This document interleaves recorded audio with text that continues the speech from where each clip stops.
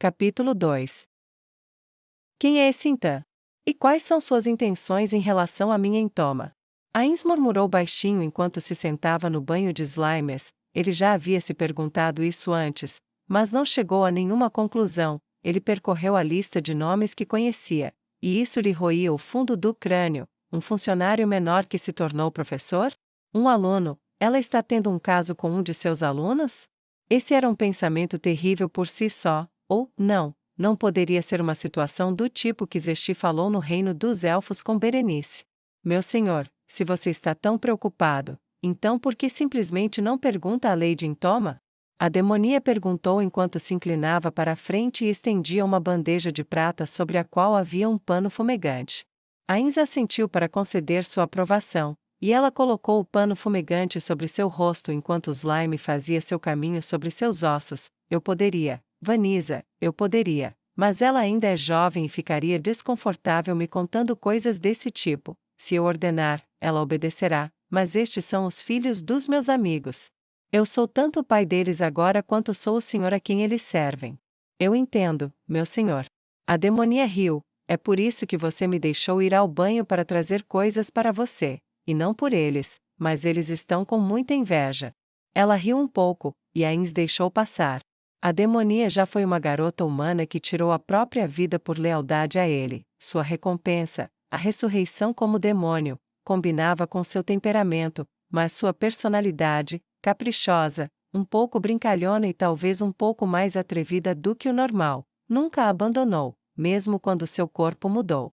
Mas, meu senhor, se você está tão preocupado, por que não investigá-lo? Perguntou Vanisa. Isso não seria muito intrusivo?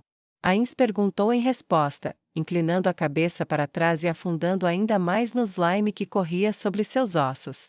Vanisa se endireitou. Se meu senhor fosse apenas um pai, tal comportamento seria, me perdoe, assustador, seria intrusivo, seria controlador, todas coisas ruins, mas meu senhor é um rei, não é apenas seu direito, é seu dever.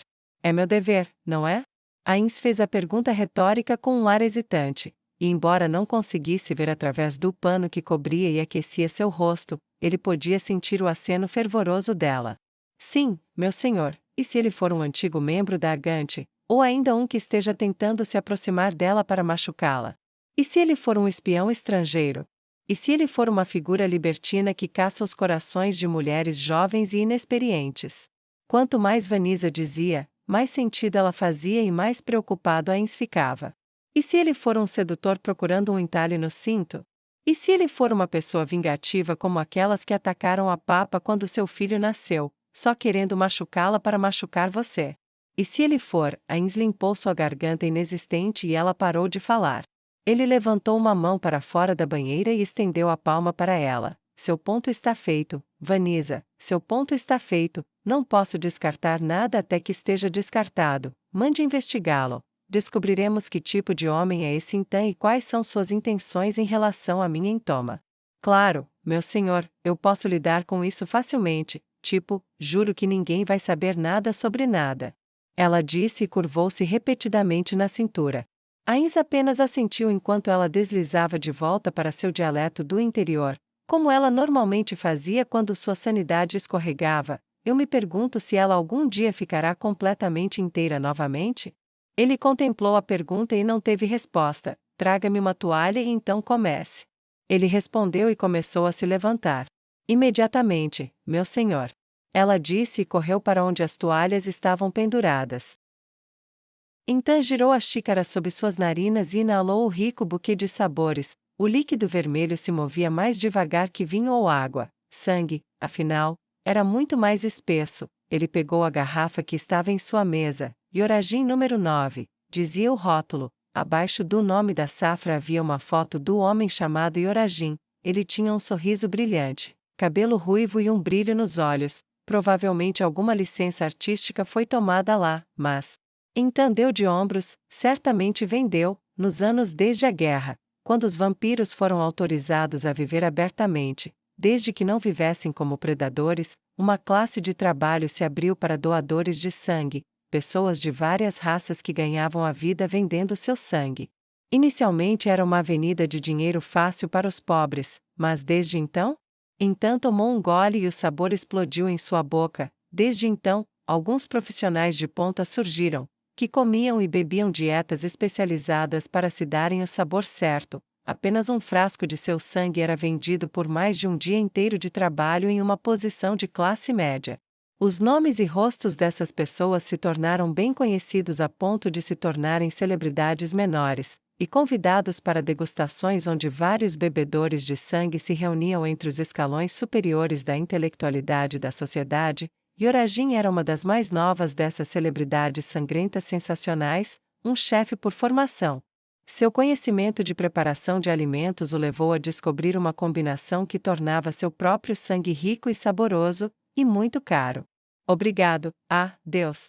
Então pensou no governante do Império Feiticeiro, cujas políticas fizeram dos professores alguns dos servidores públicos mais bem pagos, a ponto de instituições privadas de educação serem raras, pois poucas tinham condições de atrair educadores talentosos. Como resultado, eu posso me dar ao luxo de beber essa coisa maravilhosa. Ele pensou e tomou outro gole antes de se recostar na cadeira no restaurante. A única coisa que poderia ter melhorado a experiência era a companhia de sua pessoa favorita, a minha Intoma. Ele ponderou sobre ela. Eu me pergunto se meu interesse por ela é pervertido, dadas as diferenças entre nós? Era uma zombaria brincalhona de si mesmo que ele não estava prestes a compartilhar com ela, ou porque poderia ofendê-la, ou porque ela poderia concordar. Isso, é claro, só tornou tudo mais engraçado em sua mente. O cheiro de carne em todo o estabelecimento, e fiel ao rumor, o lugar realmente tinha uma licença para servir os mortos de seres inteligentes. No entanto, eles tinham que morrer naturalmente e tinham grande luxo quando vendiam os direitos sobre seus cadáveres. A política estava escrita no menu, que ele olhou para baixo, pois não tinha mais nada para fazer. Todos os servidos aqui no Tosserve-Men vendiam sua carne voluntariamente e tinham grande luxo em seus fins, forneciam todos os confortos. Seus corpos eram tratados com a maior dignidade após sua morte, classificação de inspeção a mais. Tenho certeza de que minha Intoma gostaria deste lugar. Ele pensou e olhou ao redor para os outros clientes. 4 eram vampiros que vieram para a lista de sangue, 8 eram homens-fera, ele presumiu, do domínio do rei Ragnar, e mais uma dúzia ou mais eram semi-humanos das colinas Abelion. Você pensaria que os humanos e outras raças ficariam menos à vontade com este lugar, mas eu suponho que com a necromancia sendo tão popularmente usada, faz sentido. Se você não se incomoda com o uso do esqueleto de alguém para trabalho, por que se incomodar com sua carne sendo usada como alimento? Nada desperdiçado parecia ser o lema não oficial do Império Feiticeiro, e um lugar como este provava isso.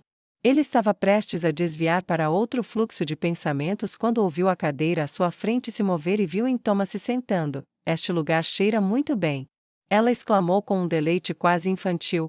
Ela levantou a mão e um servidor elfo negro se aproximou. Você tem costelas? Claro, madame.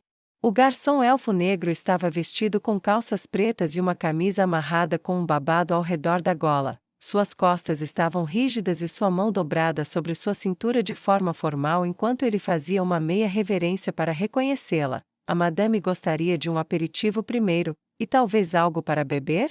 Traga-me o melhor dos 2 mundos, mas não demore muito.